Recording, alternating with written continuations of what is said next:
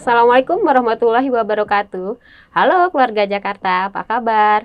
Semoga sehat dan bahagia selalu. Senang rasanya dapat berjumpa kembali di podcast Keluarga Jakarta.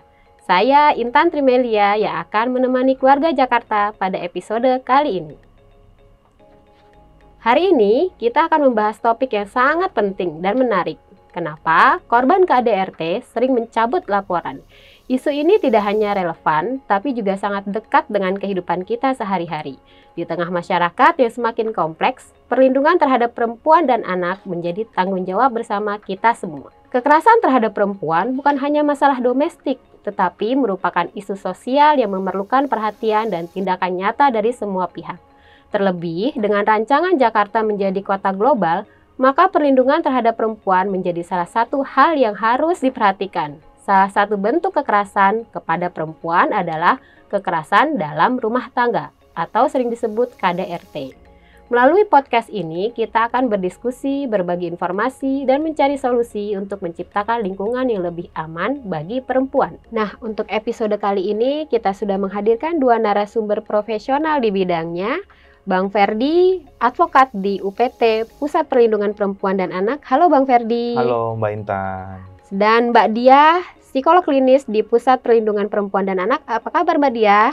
Alhamdulillah baik Mbak Intan. Terima kasih Bang Ferdi dan Mbak Diah telah hadir dan menyempatkan diri untuk bertemu dengan keluarga Jakarta di podcast kali ini. Langsung saja ya, kita memulai podcast ini. Mungkin dari Bang Ferdi dulu. Saya mau bertanya, ini kan kita membahas tentang KDRT. Sebenarnya KDRT itu apa sih?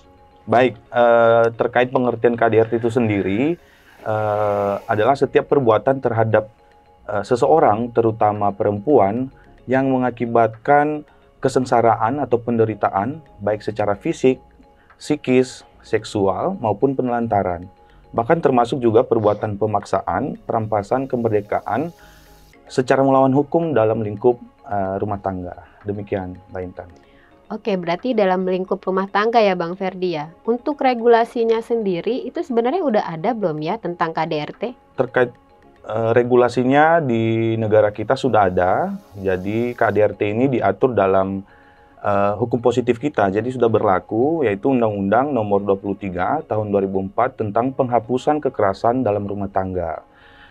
Sehingga dengan hadirnya undang-undang ini diharapkan agar adanya pencegahan, perlindungan, penindakan, serta harapannya juga memelihara keharmonisan keluarga khususnya di Indonesia. Demikian. Oke, nah ini sekarang ke Mbak Diah. Aku mau tanya nih Mbak. Oke, Mbak. Sebenarnya tuh faktor-faktor penyebab terjadinya KDRT di masyarakat itu apa sih Mbak? Faktor penyebabnya, Mbak, adanya ketimpangan relasi gitu ya. Dari pasangan suami dan istri gitu ya. Di sini ada salah satu pihak yang merasa bahwa dia lebih dibandingkan dengan pasangannya gitu ya, suami atau istri. Nah, di sini juga mereka menggunakan ketimpangan relasi itu dengan kekerasan untuk mempertahankan kehendaknya. Tuh. Kemudian ada juga faktor psikologis gitu. Faktor psikologis ini bisa juga disebabkan karena adanya gangguan kesehatan ya yang pada si pelaku. Kemudian juga adanya faktor lingkungan gitu. Misalnya karena adiksi narkoba atau adiksi minuman keras gitu. Itu yang menjadi penyebab terjadinya KDRT di lingkungan masyarakat gitu sih. Oke, jadi sebenarnya faktornya cukup banyak ya Mbak Diah ya, dan ini saling melengkapi ya faktornya, nggak cuma satu faktor saja yang menyebabkan ya. Oke, sekarang aku mau nanya lagi nih ke Bang Ferdi. Siap. Di Pusat Perlindungan Perempuan dan Anak Provinsi DKI Jakarta sendiri ini menangani nggak kasus KDRT? Nah, kalau memang ditangani, sebenarnya sudah berapa sih sampai sekarang kasus KDRT yang ditangani oleh Pusat Perlindungan Perempuan dan Anak? Baik Mbak Intan, berarti pertanyaannya ada dua ya, terkait apakah ditangani di UPT PPPA DKI dan berapa jumlah data penanganannya ya. Jadi kalau di kantor Pusat Perlindungan Perempuan dan Anak DKI Jakarta itu betul bahwa kita menangani ya kekerasan dalam rumah tangga, termasuk dalam jenis kekerasan yang kita tangani berbasis gender, kan, artinya seperti itu. Dan ini juga didasari dengan amanat undang-undang pastinya, dan kemudian juga dengan lahirnya Perda nomor 8 tahun 2021 tentang perlindungan perempuan dan anak dari tindak kekerasan. Termasuk juga peraturan-peraturan gubernur dan peraturan teknis lainnya seperti itu. Nah, berdasarkan data, saya ada catatan di sini bahwa data penanganan di kantor kita di PPPA DKI, kasus KDRT ini memang termasuk jenis kekerasan yang menempati posisi tertinggi nomor 2, ya, dan cukup besar, di mana per hari ini 8 November 2024 KDRT ini presentasinya 19,1%, Mbak Intan. Nah, sedangkan kalau jenis kasus keseluruhan yang kita tangani itu ada sebanyak 1.792, yang mana 338 itu berproses hukum, ya. Dan korbannya juga ada sekitar 16%, korbannya itu adalah ibu rumah tangga, kalau dari berdasarkan pekerjaannya. Nah, kalau dari daerah nih di Jakarta, di Provinsi DKI Jakarta ini, daerah Jakarta Timur merupakan yang tertinggi angkanya yang menjadi korban kekerasan dengan angka 24,2%. Seperti itu kalau data per hari ini dari kantor kita. Demikian, Mbak. Berarti KDRT itu menduduki posisi kedua ya di Betul. Pusat Perlindungan Perempuan dan Anak dengan kasusnya 1.790 sekian Iya, di betul. per hari ini. Betul. Berarti kalau kita hitung-hitung cukup banyak ya untuk KDRT, Banyak. dan rata-rata sebagian besar adalah korbannya ibu rumah tangga. Betul, Ya, betul. beresikonya. Oke, kalau gitu saya mau nanya lagi nih sama Mbak Diah. Sebenarnya apa sih yang bisa kita bisa membedakan KDRT dengan konflik rumah tangga? Oke, baik, Pak Intan. Kadang-kadang tuh kita juga bingung ya, sulit membedakan apa sih konflik gitu kan, kemudian KDRT gitu. Betul. Nah, kalau konflik ini relasinya tuh setara, Mbak. Suami dan istri tuh relasinya setara gitu. Contohnya kayak pola pengasuhan anak gitu kan. Mungkin si ibunya pingin pengasuhan anaknya disiplin, tapi mungkin ayahnya pingin pengasuhan anaknya agak slow gitu ya. Nah, itu kan bisa muncul tuh kan keributan gitu ya, konflik di antara mereka. Namun ketika itu terjadi konflik, si pasangan suami istri tuh menyadari bahwa itu membuat mereka merasa tidak nyaman gitu. Dan kemudian ada kesadaran dari relasi ini untuk memperbaiki hubungan dari mereka gitu ya, agar kembali komunikasinya menjadi jauh lebih baik. Sedangkan kalau KDRT itu relasinya tidak setara. Jadi ada salah satu pasangan ini yang mendominasi pasangan yang lainnya gitu. Contohnya kayak misalnya, wah nih si istrinya nggak nurut nih gitu ya. Gimana caranya biar si istrinya nurut gitu ya. Maka si laki-laki ini menggunakan kekerasan gitu ya, agar si istrinya mau menuruti semua apa yang dia katakan, seperti itu. Jadi adanya ketimpangan relasi itu sih, bedanya seperti itu sih, Mbak. Jadi kalau konflik itu antara suami istri pasti akan ada berkonflik dalam rumah tangga, Betul, ya. betul. Tapi ini kalau ketika dia sudah ada ketimpangan relasi Betul. dari salah satu pihak yang Betul. biasanya suami nih yang lebih merasa tinggi Betul. di dalam keluarga, maka itu adalah disebut jadi KDRT. Betul. Ketika sudah ada ketimpangan relasi kuasa Betul, tadi ya, Mbak. betul. Oke. Dan ini kan seringkali terjadi ya, Betul. kalau konflik itu udah terjadi hal biasa di rumah Betul. tangga. Tapi ketika ada yang tidak merasa dirinya lebih tinggi daripada yang lain, maka itu akan jadi KDRT. Betul sekali, Mbak. Kasih Mbak Diana. Aku mau nanya ke Bang Ferdi sekarang. Oke. Nih kita nih pokoknya nih. Sebenarnya KDRT itu kan banyak juga ya Bang yang melaporkan ke penegak hukum, ke kepolisian. Tapi yang saya dengar nih banyak juga yang mencabut laporannya. Nah, ini sebenarnya kenapa sih penyebabnya, Bang?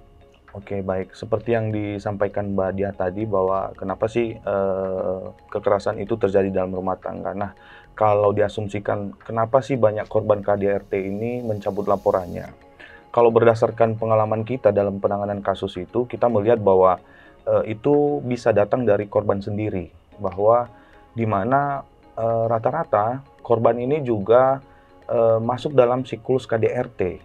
Ya, kalau siklus KDRT itu kan ada tahap awalnya, masa kehangatan dulu di awal, masih apa namanya, romantis-romantis seperti itu, dan kemudian masuk ke fase yang selanjutnya seperti lingkaran kan siklus itu, masuk ke fase selanjutnya yaitu mulai ada ketegangan di situ. Nah, mulai marah, mulai apa namanya, kenapa sih pasangan saya seperti ini, dan masuk ke fase selanjutnya adalah terjadinya KDRT itu sendiri, baik fisik maupun apa namanya, psikis dan seterusnya. Dan setelah itu masuk pada fase di mana pelaku itu minta maaf.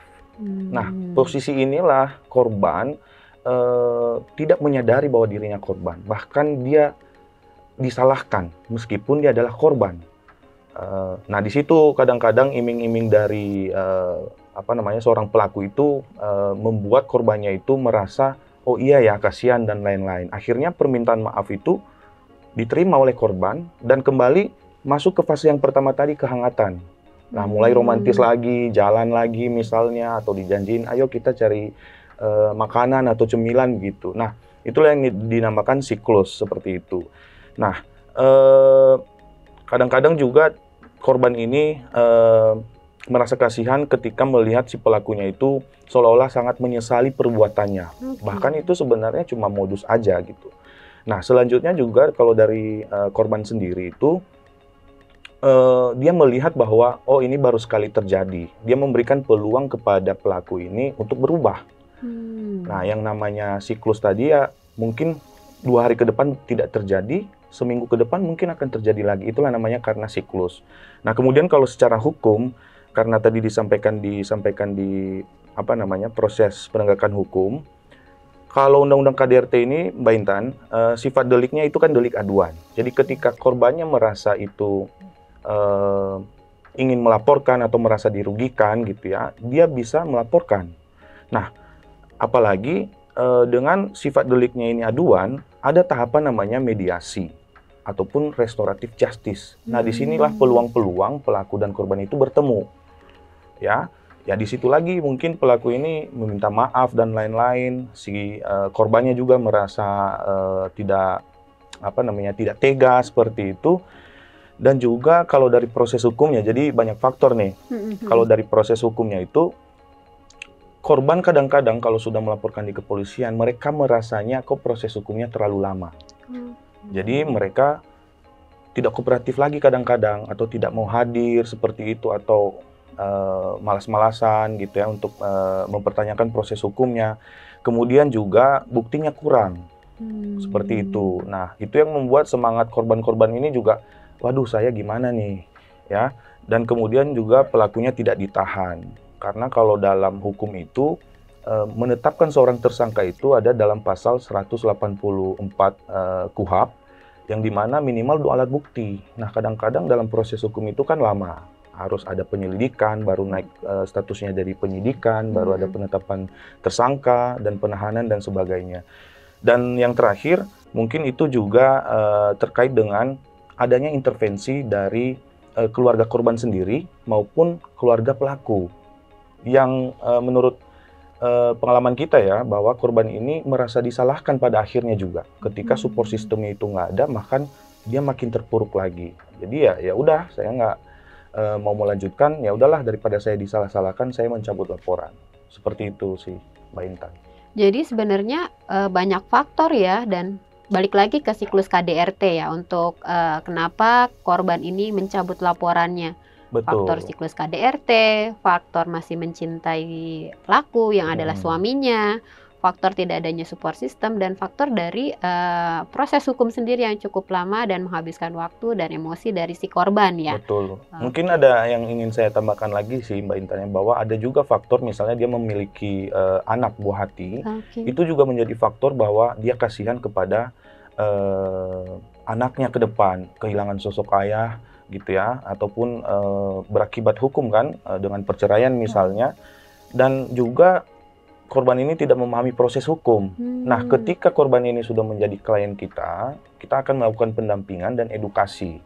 Sejauh itu sudah menjadi klien kita. Demikian. Wah, semakin dalam nih kita ngebahas soal KDRT dan siklus-siklusnya.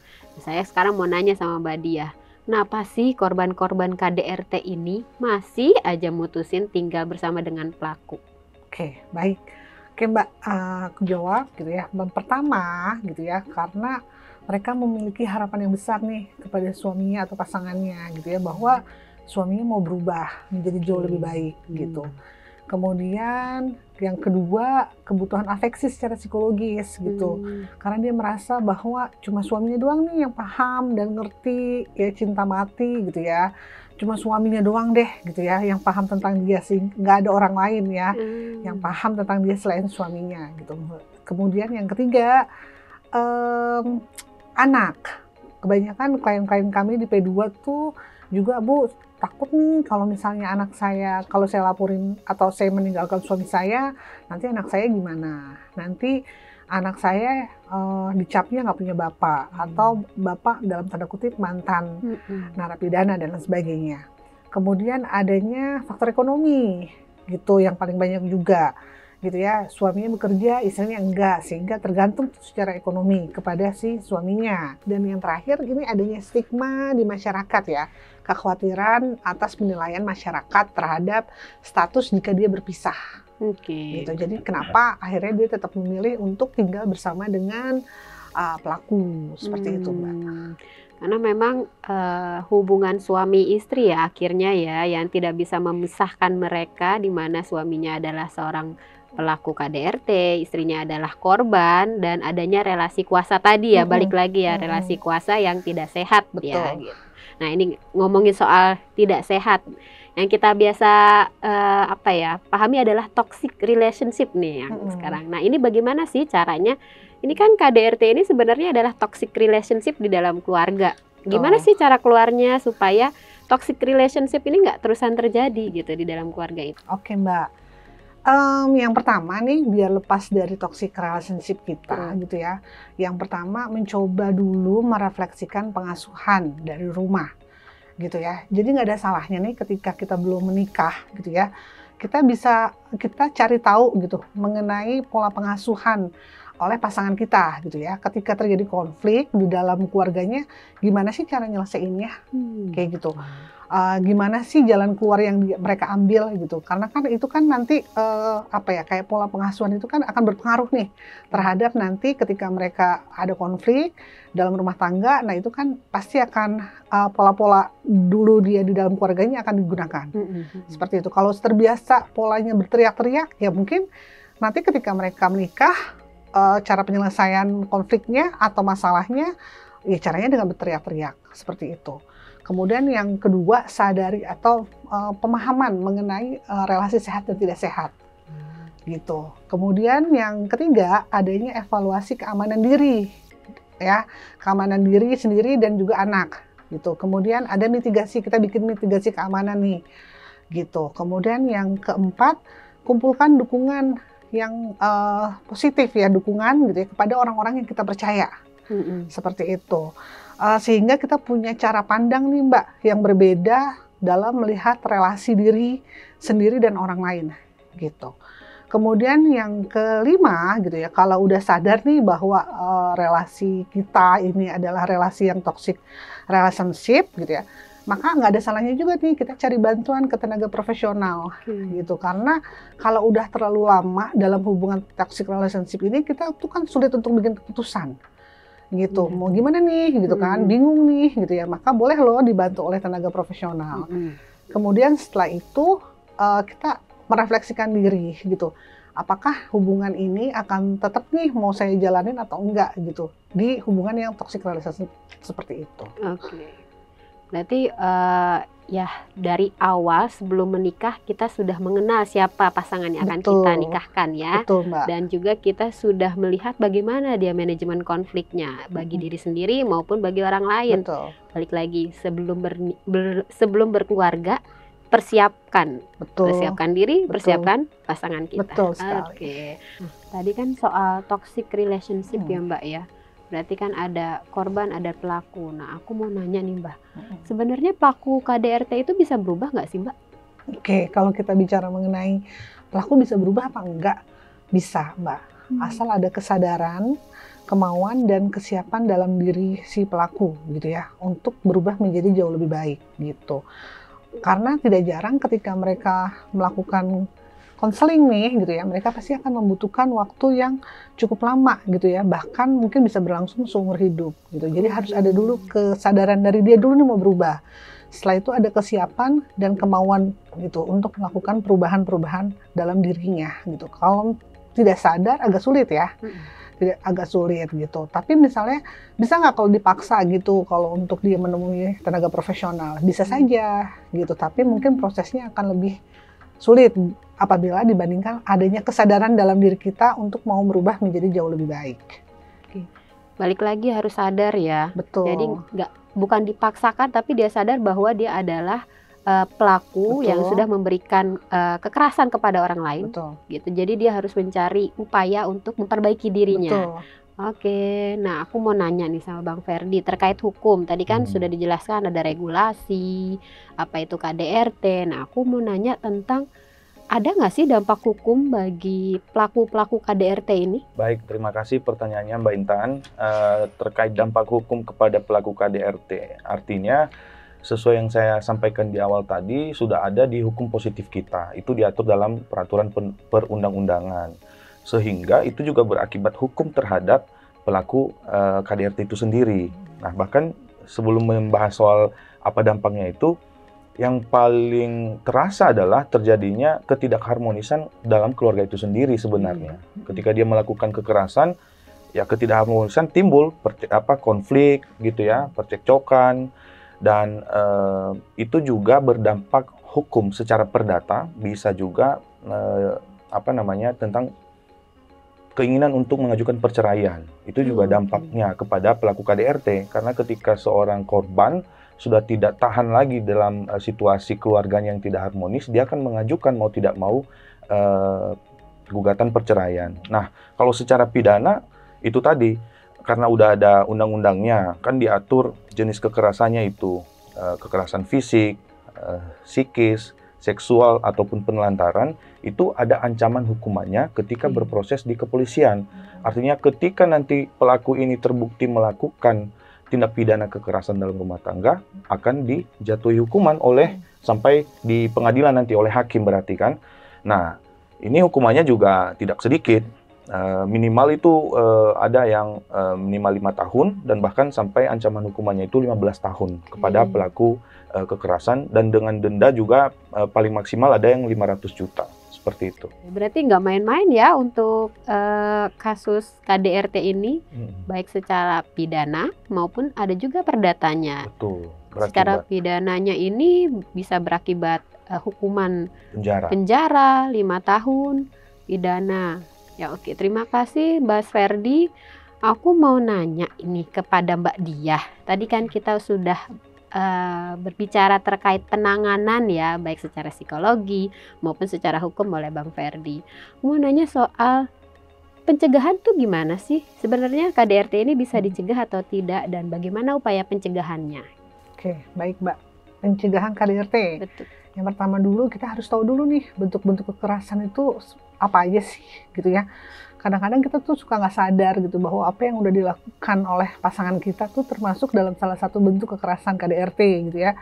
Misalnya pelakunya bego lu, atau misalnya bodoh atau gimana gitu ya. Itu kan kadang-kadang saking terbiasanya korban gitu ya, biasanya mereka akan anggap enggak kok Bu, suami saya cuma ngomong gitu doang, saya nggak dipukul, padahal itu juga sudah termasuk dalam salah satu bentuk kekerasan gitu. Yang kedua, ini membangun komunikasi yang sehat gitu ya antar pasangan suami dan istri gitu. Yang ketiga, menciptakan relasi hubungan yang sehat gitu ya antar pasangan gitu. Kemudian yang keempat, ini meresolusi konflik gitu ya dengan cara-cara yang adaptif. Jadi ketika ada konflik gitu ya, jangan langsung kita menyelesaikannya dengan cara-cara yang tadi dipukul gitu ya atau marah gitu ya, tapi lebih mungkin kita tenang dulu gitu ya, baru kita komunikasi dengan pasangan gitu ya, bahwa kita memiliki ada masalah nih gitu ya, kemudian diselesaikan secara baik-baik gitu. Kemudian yang selanjutnya adanya pemahaman mengenai pembagian ya, cara pandang mengenai peran suami dan istri dalam rumah tangga, kayak pembagian dalam rumah tangga nih gitu kerjaan ya, bahwa semuanya itu nggak tidak hanya bisa dilakukan oleh perempuan saja, tapi laki-laki juga bisa loh, kayak masak kan sekarang laki-laki bisa gitu ya. Ngepel laki-laki bisa gitu, nyetrika, nyuci baju laki-laki juga bisa gitu. Kemudian kalau nantinya misalnya gitu ya, ini sudah terjadi cukup lama dan sangat berat, mungkin juga butuh bantuan tenaga profesional gitu ya, bisa minta bantuan ke tenaga profesional.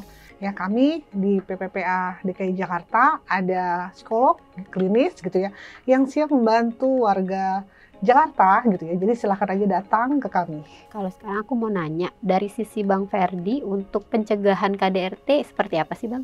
Baik, pencegahan KDRT tadi sudah disampaikan banyak oleh Mbak Dia, Mbak Intan.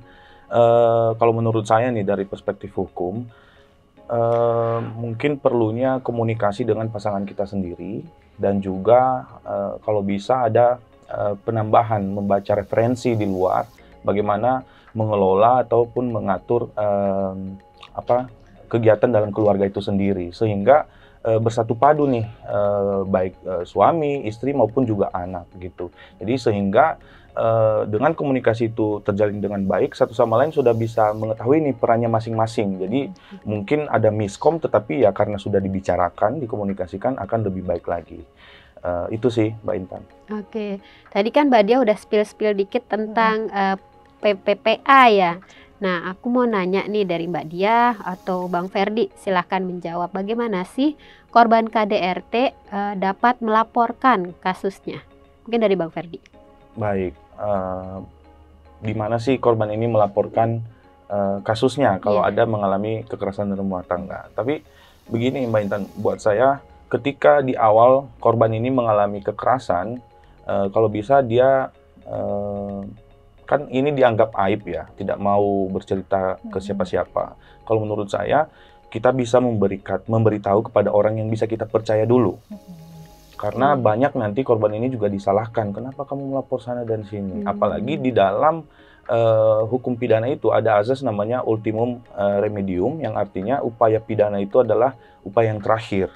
Ya, jadi kadang-kadang korban KDRT langsung melaporkan, sehingga nanti malah dia mencabut juga laporannya sendiri. Nah, kemudian selain memberitahu kepada orang lain yang bisa dipercaya, korban ini bisa mengakses lembaga ataupun instansi yang bergerak dalam memberikan penanganan kepada korban kekerasan.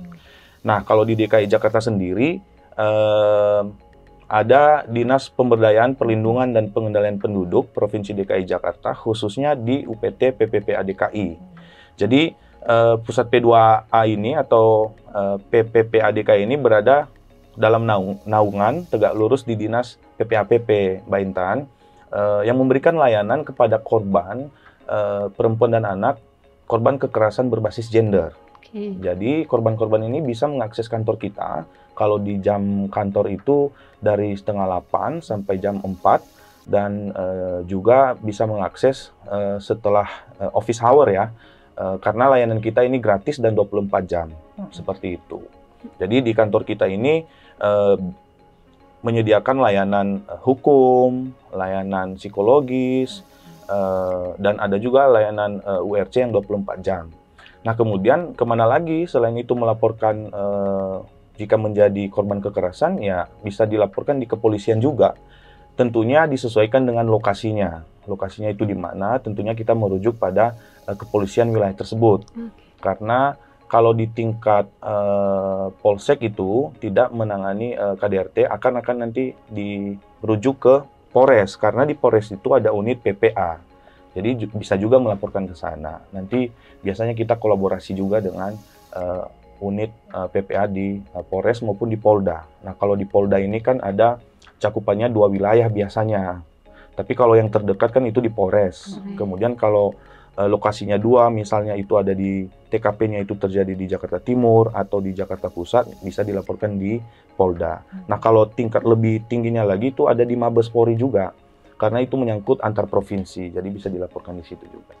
Demikian sih, Mbak. Mungkin aku mau nambahin, Mbak, yang tadi Mas Ferdi sampaikan gitu ya.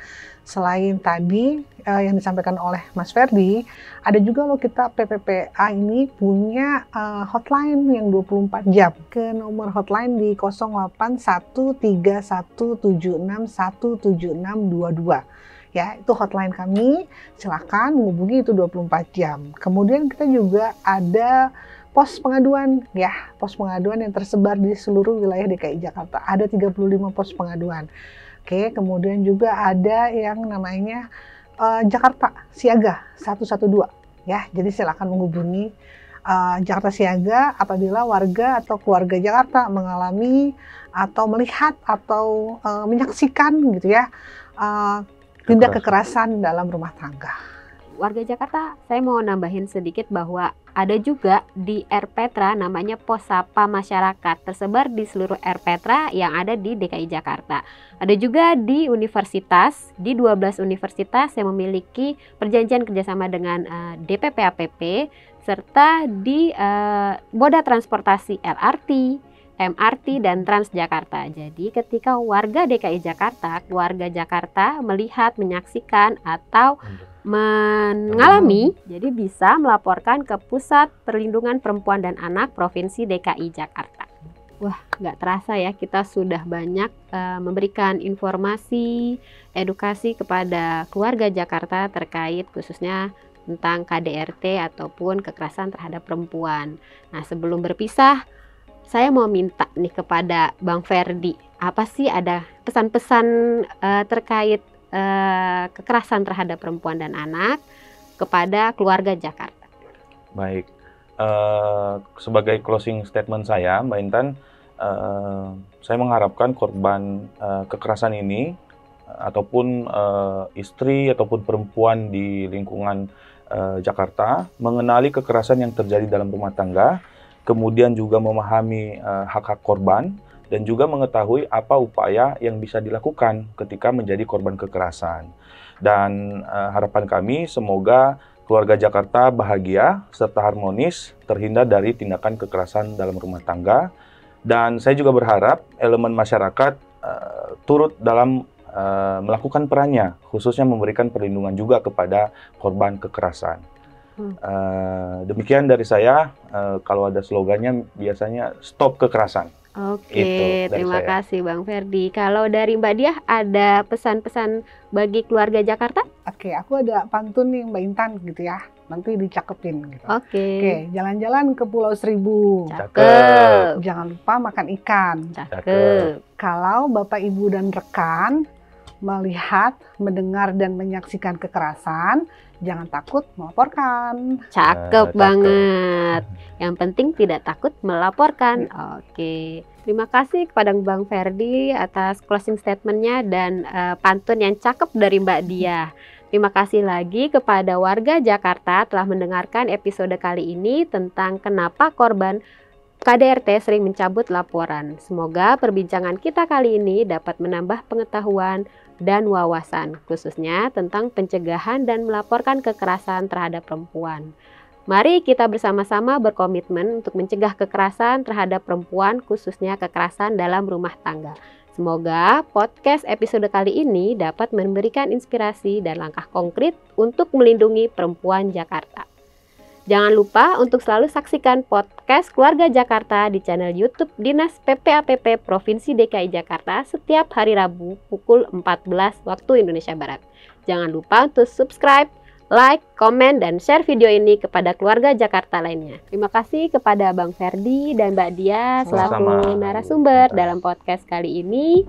Sampai jumpa di episode berikutnya. Assalamualaikum warahmatullahi wabarakatuh.